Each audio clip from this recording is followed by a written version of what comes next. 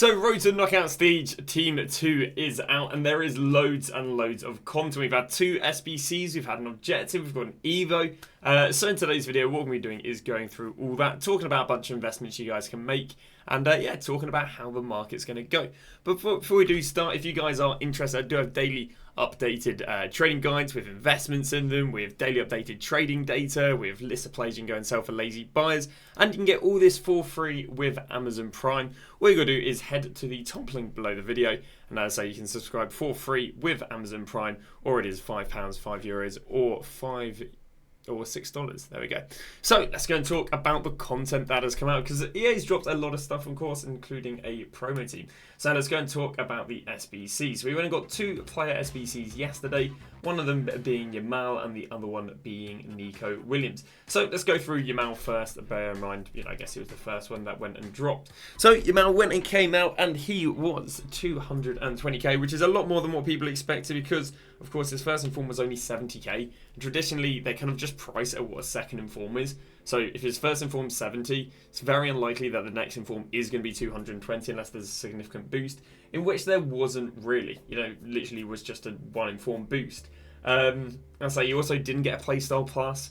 I think he got 1 more role plus, but I think that's about it. It's really not too amazing, not to warrant him being, at the moment, 5 times as much as his Team of the Week card was. Sadly, I made a bit of a misplay, but obviously there was logic in this misplay, and I'll walk you through the misplay. The misplay was that when his card came out, I was like, it's 200k. There is a significant price difference between that card and that card. So I went and bought a bunch of this guy's inform card. I think it was around about 58, 60k. In the anticipation that because there is a significant price difference, it will go up. We've seen this happen many a time. We literally, I'll show you later, saw it happen with Nico Williams. But again, sadly, that was a bit of a flop. He's now down to 47k. But I say we've made good money on other players. It just kind of sucks that this didn't really work too well with the Yamal. But I say we didn't really lose too many coins, so it's not the end of the world. Not in comparison to what we make on other players. But there is, a genuine trend in buying players when their SBCs are too expensive. But yeah, as I say, didn't really go and rise link investments. I guess any wingers didn't really rise when Yamal came out, because he came out at 5 and Nico was favoured to come out at 6. Therefore, there wasn't really much hype in those cards rising. But after 6, we did see a bit of a rise. But again, we'll cover that in a second. But yeah, it didn't really go and do too much. The second SBC we got is Nico Williams, and it's kind of the same story, but 3 times more expensive.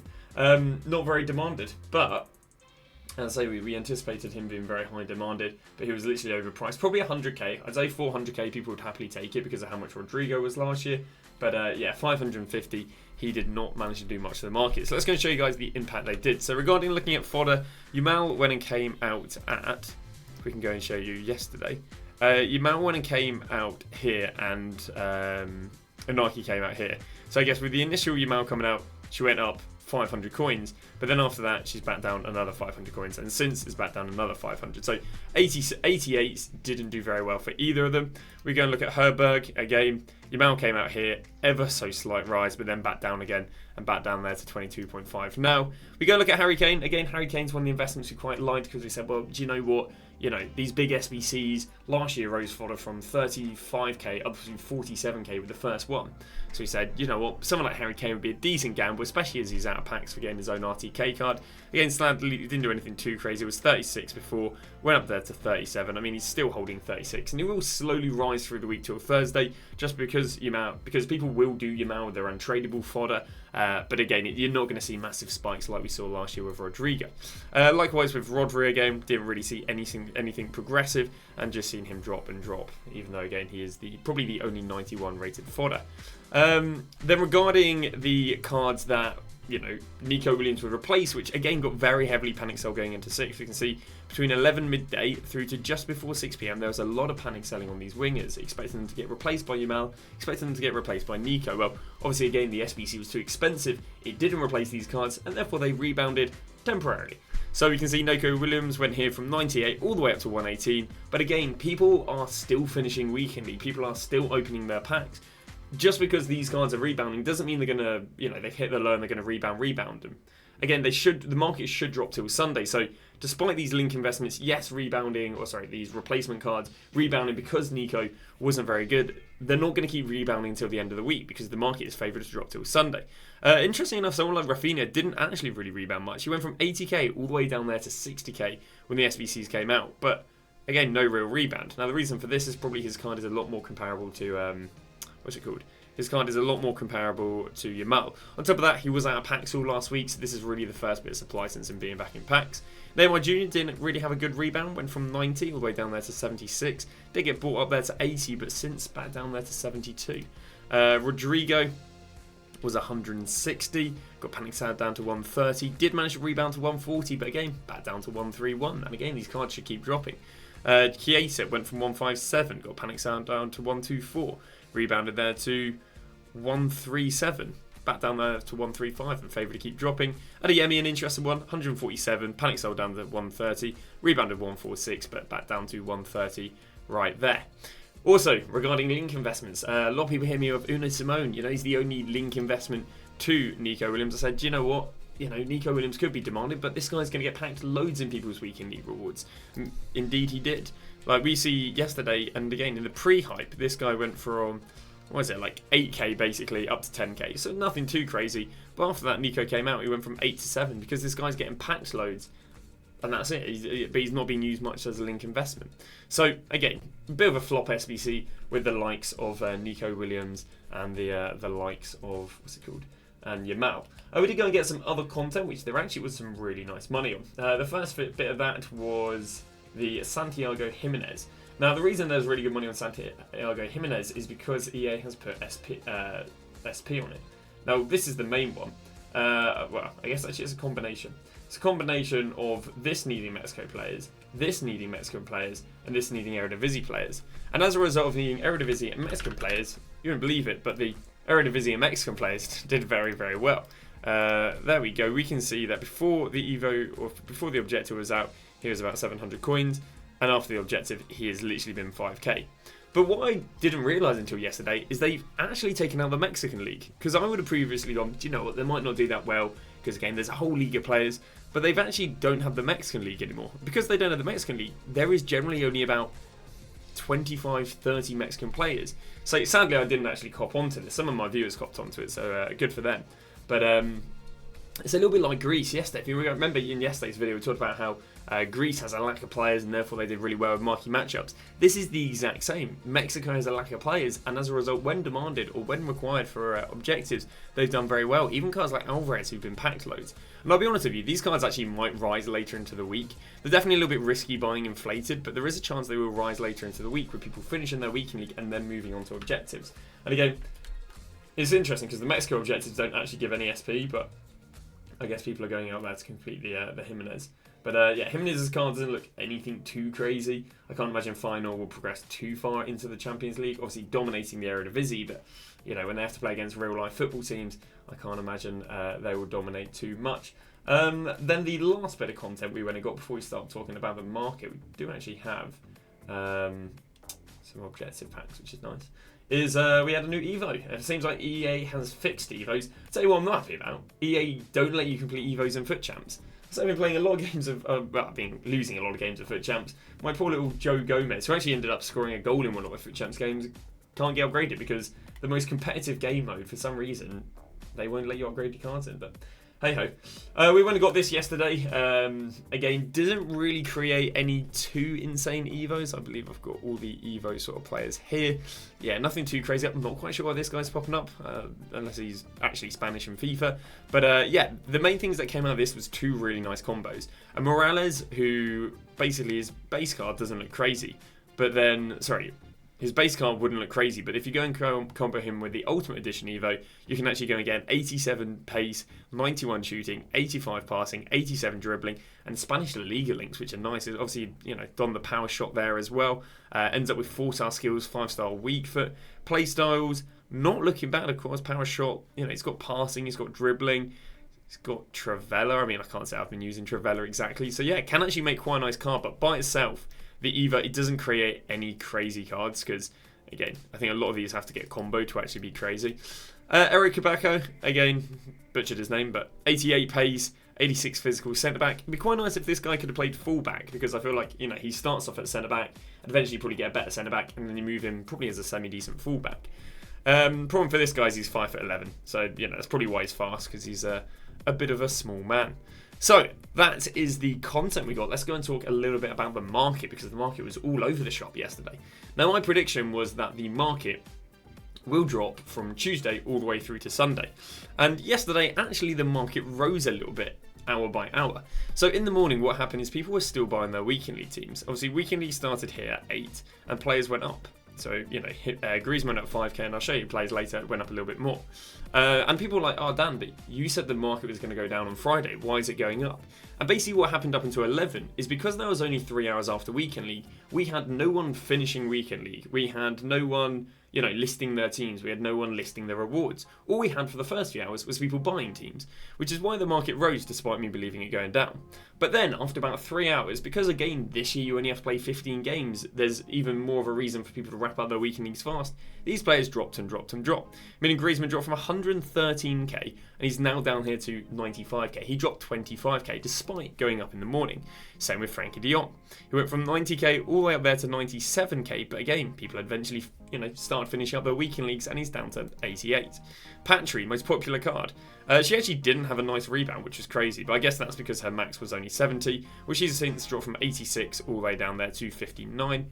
Dembele went from 150, got there, bought up to 166, then got panic sold all the way down to 134 because, again, people were anticipating Nico replacing him, then rebounded to 140, but now back down to 122, and again, these cards are expected to keep going down. Chiesa we kind of showed you earlier. Phil Foden went from 110, 115 in the pre-hype, then got panicked there down there to 96, and since down to 90. Now, the interesting thing is actually that there might be a bit of a shout for selling meta cards Thursday morning before people start wrapping up their weekend league, overselling it on the Wednesday. So obviously, selling it Friday morning rather than Thursday. So, for example, Chiesa got up here to 150 on the Thursday, but if we look yesterday, he got up there to 157. Now, obviously, he did drop before that, but I say there is a bit of an argument. I think if we look at Patry, she got there 76 on the Thursday, but on the Friday, got there to 68. Probably not the best example. I think Griezmann would be a good example. Thursday, got up there to 111 with the peak of Thursday rewards, but actually, if we look at where he was pre-rewards, he was 113. So maybe, I guess, under more research, there's actually more incentive. Even though they're high prices on Friday, with Friday you're kind of fighting with fire. If you miss the high point, well then, for the first hour that he goes down, 2k the first hour, then another 2k the following hour, and it might be even worse next year. But as I say, there were slightly high prices with with people buying the weekly team on Friday before it started dropping over Thursday evening. But I'll be honest with you, Thursday evening will probably be the safest time. Now moving on to how the team of the week react. Now, the team weeks were crashing really heavily yesterday, and people asked me why. Why are the team weeks crashing really heavily? Over gold cards. Well, the reason the team weeks are crashing very heavily is because if we go and look at FUT Champs, it is I've only played about 40 games this year. Okay, I'm still not really honed in. 3 and 5, I'll be honest with you, I'll take it. But even a pleb like me, who could go and get 6 wins, can very easily go and get a team of the week pack. In fact, I think all you need is 4 wins for a tradable team of the week pack. So this is why they crash, because it takes next to no wins. And again, we said 11 is when people started wrapping up weekend league, and that's when she started crashing. And again, they've crashed to really, really low prices because of how easy they are to get in your teams. Now, a lot of people have asked me, well, if they crash so much, surely they're good investments. And I actually do think team weeks are good investments. They're just a little bit risky. The reason they're risky is for 2 reasons. One, I think I covered in yesterday's video, team week 3s just didn't perform very well last year. They didn't really rise out of packs. They're very, Bellingham's team week last year, for Team Week 3, didn't rise out of packs, despite probably being one of the most demanded sort of Team of the Weeks in that week, let alone just not rising whatsoever. So it was a bit weird trends last year, so that's one of the reasons. Second reason, obviously, we haven't had these weekly rewards where it's so easy to get a Team of the Week packs, so we don't really know when the cheapest time is. Now, I would predict the cheapest time actually being Saturday evening. Now, obviously, weekly rewards runs till 8 PM on the Monday, but I'd imagine the vast majority of weekly games will be wrapped up by by 8 AM in the evening. On top of that, the market is traditionally the cheapest on the Sunday. Well, you know, the evening of Saturday kind of seeps into Sunday, so that's another reason why I'd say they're good. I could also see these cards rebounding after score battle rewards if people are holding off to score battle rewards to invest in these cards, and then I can see them rebounding nicely. So my recommendation on these team of the weeks would be to go and buy them on the Saturday evening. So let's just have a little look how they did. Yes, they were. Pajor dropped from 60 all the way down to 32 and is now 31. Van der Ven had an interesting trend. He went from 220, got panic sold there to 166. Only rebounded to 180, but again back down to 160, and I do think he gets lower. Martinez was 210, got panic sold down there all the way to 140. Then is 160 and now is 120, which is very, very cheap, especially compared to Van der Ven's trend. When I say panic sale, they're not really being panic sold, they're just being packed. And that's kind of that. So I do actually recommend buying Team of the Weeks, and again, that's going to be this evening's play. If you want to go and see the best Team of the Weeks go, we're going to go and head up to Footbin. You hover over players, you go down there to play a game performance, you click on this, you're then going to click on version, you're then going to go squads, scroll all the way here and click on Team of the Week 3. What this does is it gives you loads of data for Team of the Week 3s. Now what you can do is you can go and click on games, and what they'll now do is sort via games. And in theory, whichever players have had the most amount of games with should rise the best, either in the hyper going out of packs or out of packs, because they're just the most used. Now if you guys don't know as well, Pajor, who was favoured to get a PO team on Monday, isn't actually getting a PO team on Monday. It's going to be Ajabede, which again I'll cover in a sec, but that can make you a really, really nice investment picking up this Saturday evening. Van der Ven, especially because he's about 6 times the, as much as Pajor, but used almost as many games, it should also be a really nice investment. I also think Martinelli's a nice investment, and then it kind of drops off a little bit from there onwards. But yeah, these 3 at minimum I think can be nice investments this evening, probably looking around about 8 to 10 PM. We're now going to move on to last week's Road to Knockout stages. Again, we recommended buying these around about 4 PM to 6 PM, and yeah, we kind of banged it. DeMarco recommended buying at 85 up to 100, up to 105. What else do we have? Watkins recommended buying at 84. He's already up to 94. We've got Sesko, who recommended buying up to 66. He's already up to 86. Van der Beek, who we recommended buying, I think it was 14k or 16k of Shadow and Hunters. He's already up to 16k. And then, of course, if you wanted to buy any of the others, you could have bought any of the others around about 4 to 6 PM. They've all had nice rises. I think Romero's gone from 140 to 160, even though I didn't really recommend Romero because, again, I think there's a lot of good centre-backs in these promo teams. So, yeah, as you can see, really, really nice rises here. 83, all the way up to 105. And they should keep rising until Tuesday. Now, we actually did a little bit of research because I was interested to see how did last week's Team of the Weeks do out of packs, because traditionally, again, Team of the Weeks don't really do that well out of packs, but I was interested to see, okay, well, did they rise a lot with Division Rival Awards, going against the normal trends? And because Team of the Weeks didn't really rise with Division Rival Awards out of packs, I wouldn't really want to gamble on these RTKs rising with Division Rival Awards, meaning I'd want to go off of last year's trend, which is basically sell these cards on Tuesday before 6 PM. That's yeah, these had really, really good rises. Also, another thing, I actually do think you can still invest in these cards. I still think there's room for these cards to rise. Now, if you want, you can just wait till this evening and buy Team of the Weeks and not go for this, but I do think there is still room for these cards to rise. The cards that aren't too inflated, who I think should still do very well, is Watkins. I'll show you my transfer list in a sec. I do heavily back Watkins. I think you can go and pick up Koch with a Shadow, Van der Beek with a Hunter and Shadow still. Yeah, and apart from that, you'd maybe have to wait on a bit of a fluctuation. Cherky, I think you could still probably pick up as well. But again, you're buying them inflated, but beggars can't be choosers when it comes to that. What do we also have? I did a little bit of research on icons as well. Icons, there doesn't really seem to be anything too crazy. Like, normally these cards will probably be down a bit more, but they're not down at the moment.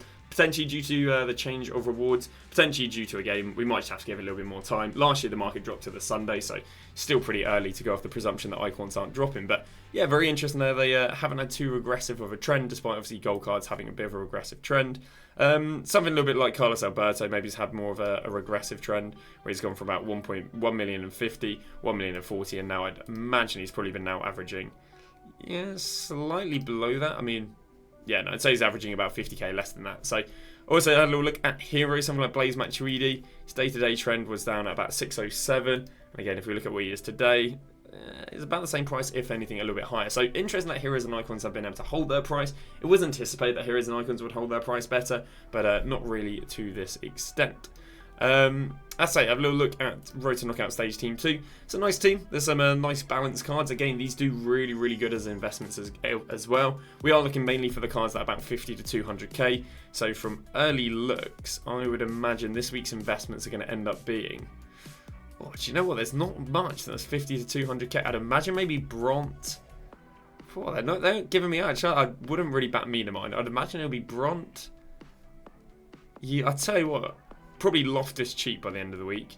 There isn't much, is it? It's literally everyone is either discard or 500k. Be interested to see who's the most used this week.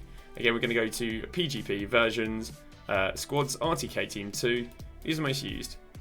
Most used is Alejandro. Okay, yeah, he could probably end up about 300k by the end of the week, I'd say. Again, there is expected to be a big old drop off on these cards, just like the other ones. So even if players are like 400k now, they can expect to be 200k by the end of the week. Loftus Cheek was quite interesting. Obviously, he had a bit of a scuff price range, if I'm not wrong. Yeah, 290k, went up to there to 330, back down there to 300. These Road to Knockout stages didn't really, or last week's Road to Knockout stages didn't really have very progressive trends on Friday, so I can't recommend buying these cards like this morning to go and sell into the evening, which has been trends in previous years, but again, I didn't see them being very progressive last week, so I wouldn't really want to gamble on them being very progressive this week. If you research it as well, Road to Knockout Stage Team 2, same as last week, should be the cheapest on Friday. I'd imagine we might see them being the cheapest Wednesday evening or Thursday morning. A little bit like last year though. A little bit like this week where they were cheaper on Division Rival Awards than they were on the Friday. So yeah, but again, should be really, really good investments next Friday. But of course, we will go and cover that the closer we get to it. There were actually a few leaks. For some reason, I don't have the leaks listed. If you guys are ever interested in leaks, all you got to do is head over to my Twitter page, and I do have a list of all the legit leakers. Again, there's a lot of leakers out there that aren't legit, so I've just basically got all the ones that are legit over the last few years on a page. There's been some interesting leaks, like I said earlier. The first one, oh, actually, wait, I'll scroll a little bit further down. There was a leak of, if we can go and find it, sorry, there you go, for Thuram. Now, sadly, Thuram doesn't really have any investment. He's got Informed Breme, but Informed Breme is up too much. So unless he's got an insane card, I don't think it'll be that good. Also, we seem to be getting a lot of centre mids that are like Thuram, so I'm not quite sure if he'll be insanely demanded. Also depends on the price. Obviously, the price of the RTTK SBCs so far have actually been abysmal. Jota, overpriced, not that demanded. St. Max, overpriced, not that demanded. Godfrey was definitely pretty decent. And obviously Nico came out today and was overpriced and not too demanded. So yeah, nothing really to do with that right there. The other leaks are everyone advertising their Patreons. Yeah, Pajorno winning POTM. It was Ajabadi. Now, she doesn't really have any good links. All of her links are Atletico Madrid players. So on the Sunday evening, which again, the gold market is expected to be the lowest, you could go and buy a bunch of Atletico Madrid players because again, that would be her links. She does actually have a link to an Inform card as well, which is going for discard. So I think you can go and buy this pretty risk-free. Because again, it's literally an out-of-pack Inform, and she is literally her only like special card link. So Ajabedi coming on Friday. On top of that, again, EA released like pitch notes talking about how they were looking into Evos and saying how they weren't working. So good on that. And that is about that. I think nothing to look into that Van Dijk. As I say, my transfer list. I guess I might as well show you what we're looking at the moment. My transfer list is absolutely full to the brim of RTKs. I think RTKs are going to be very progressive between now and Friday. Do have a bunch of emails. These are the emails I misbought. Literally got a lot of them at 60. So he literally going to end up losing about 80k on him. But here's a fun little thing here. Ollie Watkins, we've been selling on lazy buyers. Lazy buyers is when you list players significantly more than they're worth. Just because, if they're on your transfer list, why not list them for more than they're worth?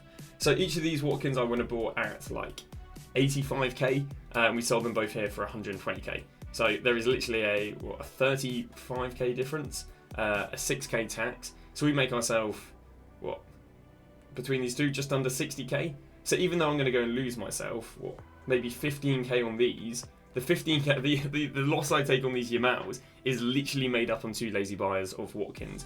And as a result, Watkins being really good for lazy buyers, I've actually already sold 4 on lazy buyers. I think at the moment I've got about 24 Watkins, which again are all being listed up for lazy buyers. Again, there's a few Sescos I went and picked up. I'll show you what we bought him for earlier. Bought him at 65, he's already up to 80k. Some of these Watkins I did chase a little bit. Some of them I got good prices. I got these at 85, but some I did go and chase and actually buy at 92. And that's why, again, I think that you can go and buy some of these cards a little bit more inflated. Show you what else we've got here. DeMarcos, a lot of Watkins because he's good for lazy buyers, some Sescos, some Van der Beeks. And I'll probably buy a bunch more of these RTKs and just keep selling on lazy buyers. I'm in no hurry to have a lot of my coins in icons or anything like that because, again, I think icons are going to drop. So my plan is probably be very heavily invested in RTKs, have a bunch of shadow cards selling on in the background. Come to Sunday, I then maybe sell off a few of these RTKs to start trading with icons, because again, I think I can make some good money with icons. But yeah, that is the plan of action between now and then, and to continue absolutely flopping weekend league. So thank you very much for watching. Hope you guys have a nice weekend. I'll see you guys tomorrow with a brand new video.